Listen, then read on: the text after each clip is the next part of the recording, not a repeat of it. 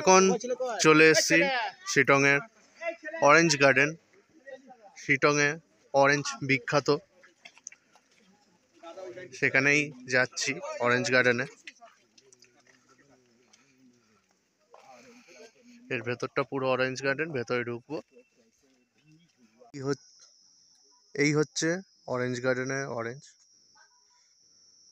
কমলা লেবুগুলো পুরো পেকে গেছে, এখানে কাঁচা কমলা লেবুও আছে।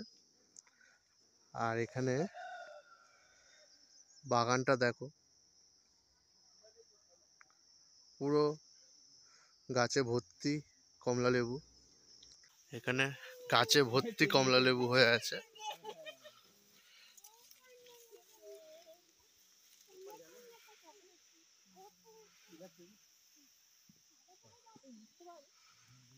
গাছ ভর্তি কমলা লেবু, আর এখান দিয়ে পাহাড়টাও দেখা যাচ্ছে।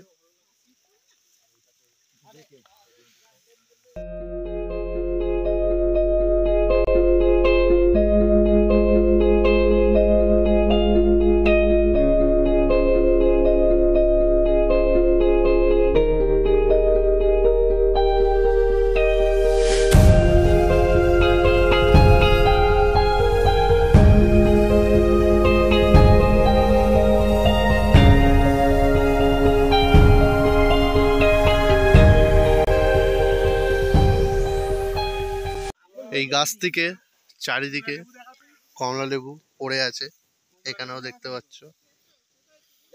আর আমার হাতেও কমলা লেবু।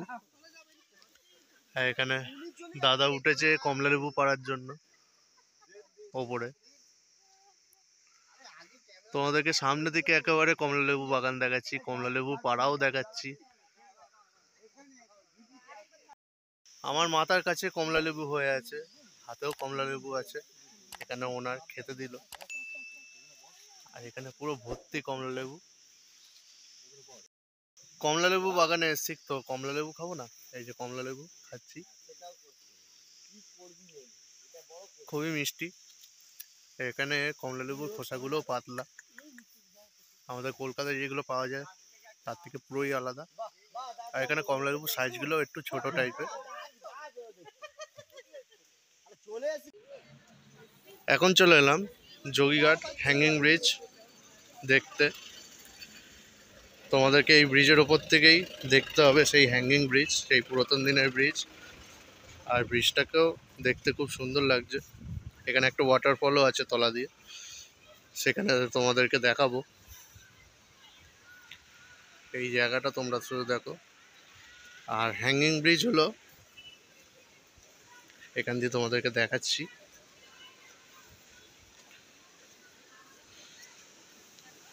এই যে দেখতে পাচ্ছ, এই পুরাতন ব্রিজটাই হলো হ্যাঙ্গিং ব্রিজ।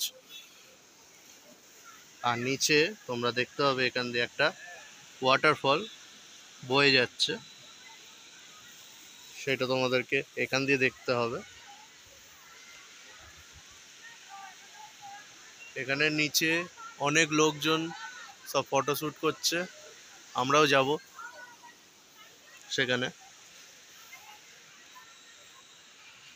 চলো তোমাদেরকে সেখানে নিয়ে যাই। এইটা হলো হ্যাঙ্গিং ব্রিজের পার্কিং এরিয়া। এখানে যা যা গাড়ি নিয়ে আসবে তারা তারা পার্কিং করতে পারো এখানে।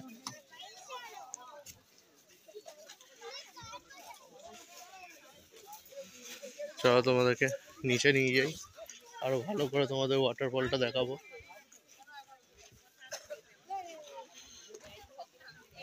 ঠিক এই রাস্তাটা চলে যাচ্ছে নিচের দিকে। এখানে আমাদের সবাই দাঁড়িয়ে আছে, আর নিচের দিকে যাচ্ছি। এই হলো যোগীঘাটের ওয়াটারফল। বর্ষাকালে ওয়াটারফলটা আরো ভালোভাবে দেখা যায়, তখন এখানে জল প্রচুর পরিমাণে থাকে। তোমাদেরকে দেখাচ্ছি।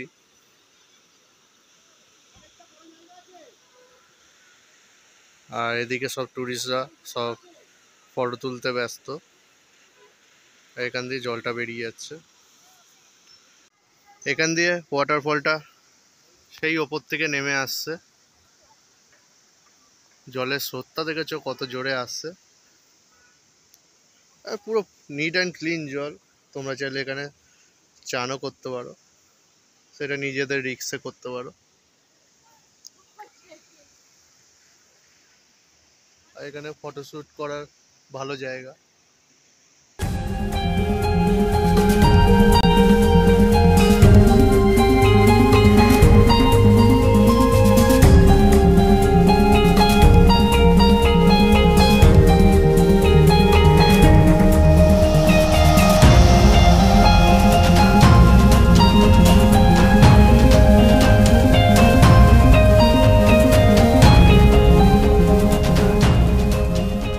শিটং থেকে এখন চলে এলাম মংপু।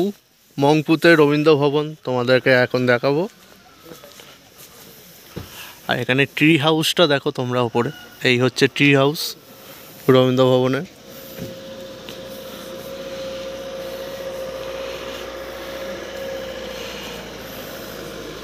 এই এখন রবীন্দ্র ভবনের গেট থেকে প্রবেশ করলাম। এখানে লেখা আছে West Bengal labour welfare board.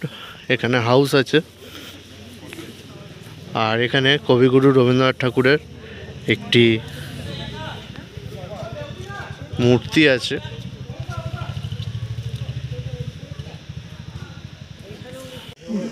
এখানে ভিউটা তোমরা দেখতে পাচ্ছ, জায়গাটাকে সুন্দর করে সাজিয়েছে।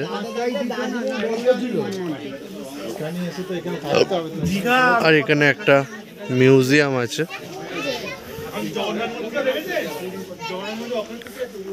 এখানে লেখা আছে মিউজিয়াম।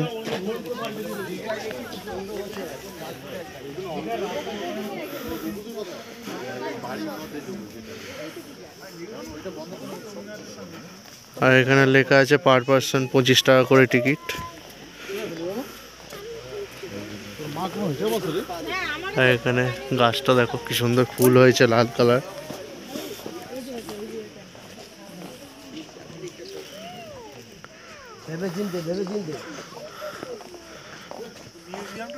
আর এই হচ্ছে মিউজিয়াম। আর এখানে হচ্ছে টিকিট ঘর, হচ্ছে টিকিট কাউন্টার। আর এখান দিয়ে আমরা 25 টাকা করে টিকিট কেটে নিলাম এই রবীন্দ্র মিউজিয়াম থেকে। এখন চলে যাচ্ছি রবীন্দ্র মিউজিয়ামের ভেতরে। খুব এনজয় করছে আমার ভাইপো। আর এখান দিয়ে দূরের ভিউটা খুবই সুন্দর। আর এখানে তোমাদেরকে জুতো খুলে ভেতরে এই মিউজিয়ামে প্রবেশ করতে হবে। এখানে সবাই জুতো খুলেছে। আর এখানে রবীন্দ্রনাথের একটি ফটো আছে, কারণ এটি তারই উদ্দেশ্যে এই মিউজিয়ামটি।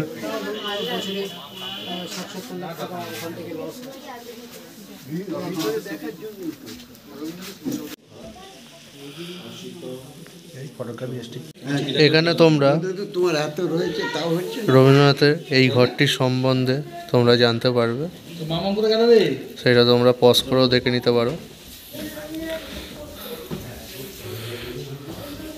আর এরকম নানা রকম লেখা এখানে সাজানো আছে। আর এই হচ্ছে রবীন্দ্রনাথ ঠাকুরের আসল ফটো, এখানে বসে আছে। শিলিগুড়িতে এসেছিল তাই না?